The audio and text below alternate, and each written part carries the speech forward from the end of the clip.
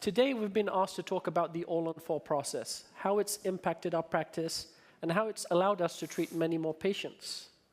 What we hope to do today, over the next hour or so, is to show you what we do on a day-to-day basis in our private practices, from diagnosis to delivery, and how we've modified the graftless protocol to be able to treat even the most challenging of cases.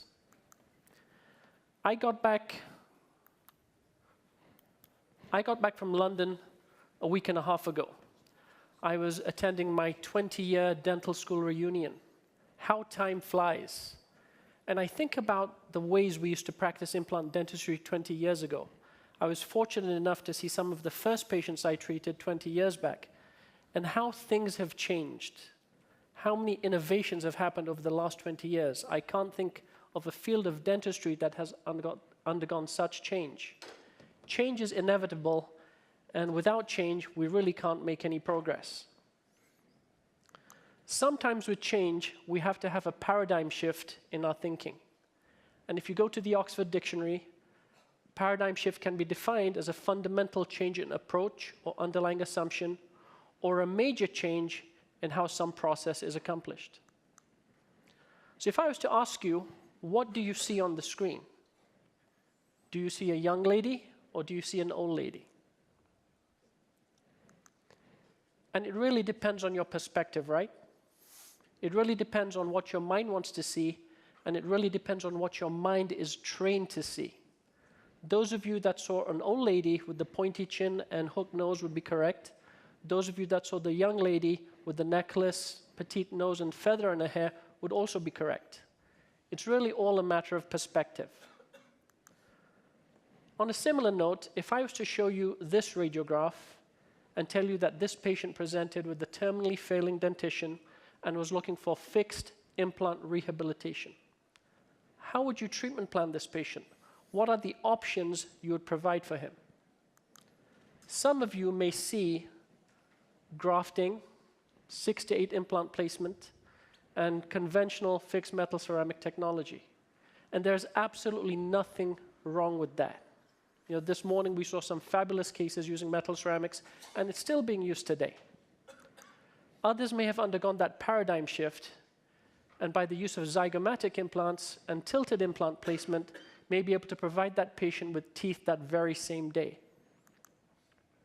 We have undergone major paradigm shifts in both the clinical and laboratory aspects of dentistry.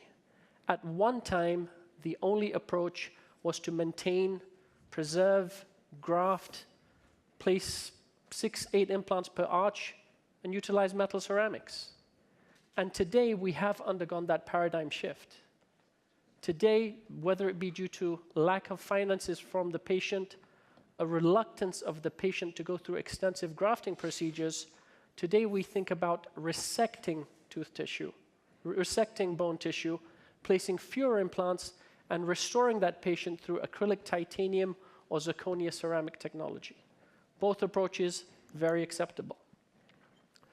Despite there being many changes in implant dentistry, there are some things which have remained the same over time.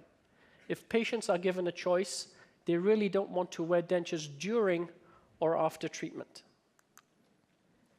We've been asked to talk about expanding treatment possibilities. We've been asked to talk about graftless solutions. And when I mention the term graftless, to many of you, that means the all-on-4. And the all-on-4 concept has been misunderstood. Now, because of marketing techniques and marketing technology, we're under the assumption that the all-on-4 is just about 4 implants in a patient. It's very far from the truth.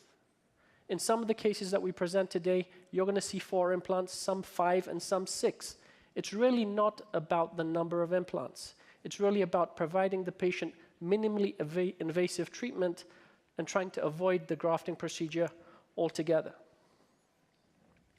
Now, I could stand here all day and tell you about the statistics and how many edentulous people there are around the world and why we need to do graftless, but the reality is we have patients out there that need our help. And today we have alternative solutions to be able to help our patients.